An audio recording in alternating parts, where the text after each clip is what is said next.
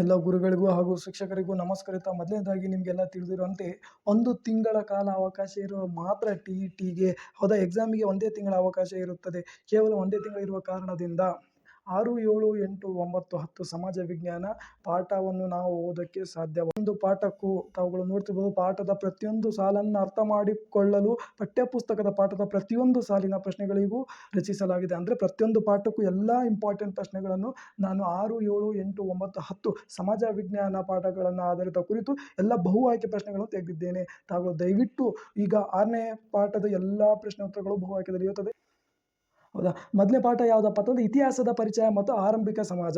ಹೌದಾ, ಇದರಲ್ಲಿ ತಾವುಗಳು ನೋಡ್ತಾ ಇರಬಹುದು ಇತಿಹಾಸ ಎಂದರೇನು. ಜಸ್ಟ್ ತಾವುಗಳು ಆನ್ಸರ್ ಅಷ್ಟೇನು ನೋಡಬೇಕು. ನನ್ನ ಎಲ್ಲ ಶಿಕ್ಷಕರು ತಿಳಿಸಪಡಿಸಿದ್ರೆ ನೀವು ಆನ್ಸರ್ ಅಷ್ಟೇ ನೋಡ್ರಿ, ಪ್ರಶ್ನೆ ಓದ್ರಿ ಆನ್ಸರ್ ನೋಡ್ರಿ, ಪ್ರಶ್ನೆ ಓದಿ ಆನ್ಸರ್ ನೋಡಿ. ಹೌದಾ, ಅದೇ ರೀತಿ ಬೇಗ ಬೇಗ ಎಲ್ಲವನ್ನು ನೀವು ಸಹ ಕ್ಯಾಚ್ ಮಾಡ್ಕೋಬಹುದು.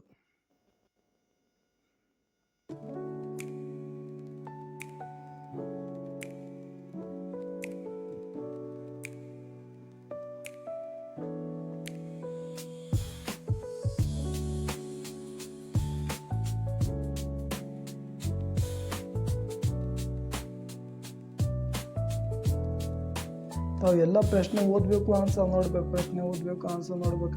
ಹಾಗಿದ್ದೇ ಎಲ್ಲವನ್ನು ತಾವುಗಳು ಓದೋಕ್ಕೆ ಸಾಧ್ಯವಾಗುತ್ತದೆ. ಇದು ನಿಮಗೆ ನೆನಪಿರಲಿ.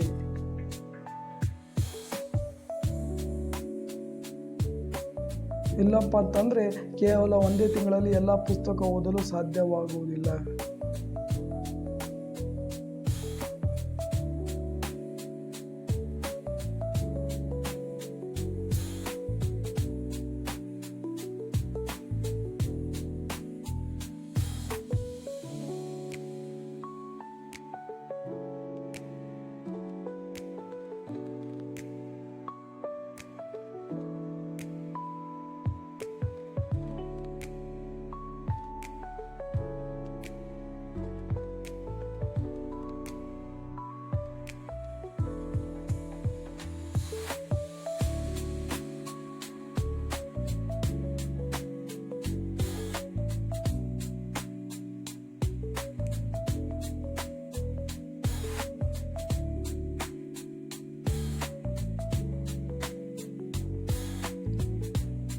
ಅಂದರೆ ಈ ಮೊದಲೇ ಪಾಠದಲ್ಲಿ UPSC, KS, SSC, MSc important ಅರ್ಹತಾ ಪ್ರಶ್ನೆ ಪತ್ರಿಕೆಗಳು ಅಂದರೆ ಬಹು ಆಯ್ಕೆಯಲ್ಲಿ ಇರ್ತದೆ. ಇದು ಬಹಳ ಇಂಪಾರ್ಟೆಂಟ್ ಇರುತ್ತೆ. ತಾವುಗಳು ಇದನ್ನು ಸ್ವಲ್ಪ ದಯವಿಟ್ಟು ನೋಡಬೇಕು.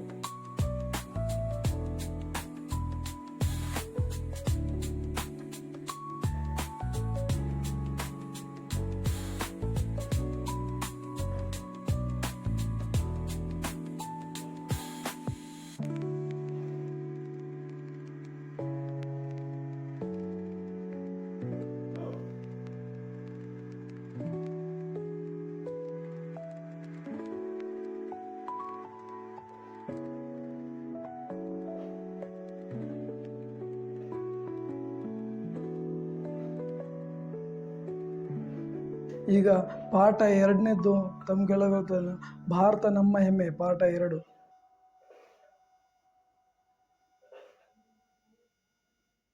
ಪ್ರಶ್ನೆ ಓದ್ತಾ ಹೋಗಿ, ಉತ್ತರ ನೋಡ್ತಾ ಹೋಗಿ.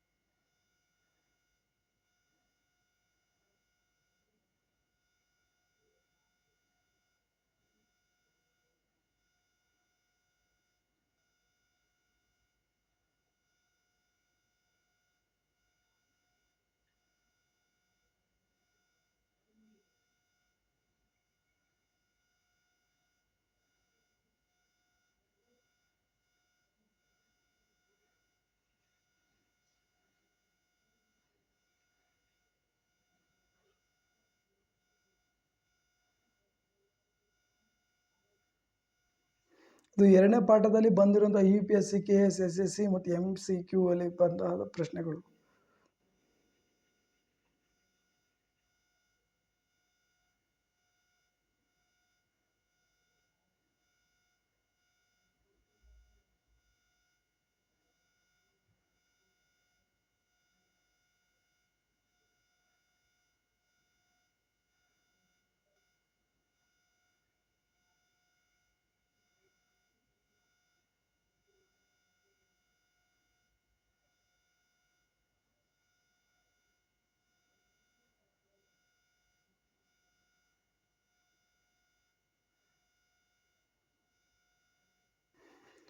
ಪಾಠ 3 6ನೇ ತರಗತಿ ನಮ್ಮ ಹೆಮ್ಮೆಯ ಕರ್ನಾಟಕ.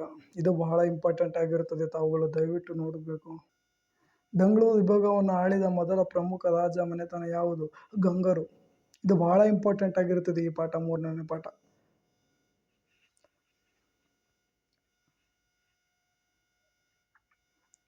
ಯಾವುದೇ ಆಗಲಿ ಮಿಸ್ ಮಾಡದೆ ತಾವುಗಳು ದಯವಿಟ್ಟು ನೋಡಿ. ಎದಕ್ಕಪ್ಪ ಅಂತಂದರೆ ಕೇವಲ ಒಂದೇ ತಿಂಗಳಲ್ಲಿ ನೀವು ಬುಕ್ ಓದ್ತೀನಪ್ಪ ಅಂತಂದರೆ ಅದು ಸಾಧ್ಯವಾದದ್ದು, ಹೌದಾ? ಅದಕ್ಕೆ ಅಂತೇಳಿನೇ ಪ್ರತಿಯೊಂದು ಪಾಠದಲ್ಲಿಯೂ ಇಂಪಾರ್ಟೆಂಟ್ ಇರುವಂಥ ಪ್ರತಿಯೊಂದು ಪ್ರಶ್ನೆಗಳನ್ನು ನಾನು ತೆಗೆದಿದ್ದೇನೆ, ತಾವುಗಳು ನೋಡ್ಬೋದು.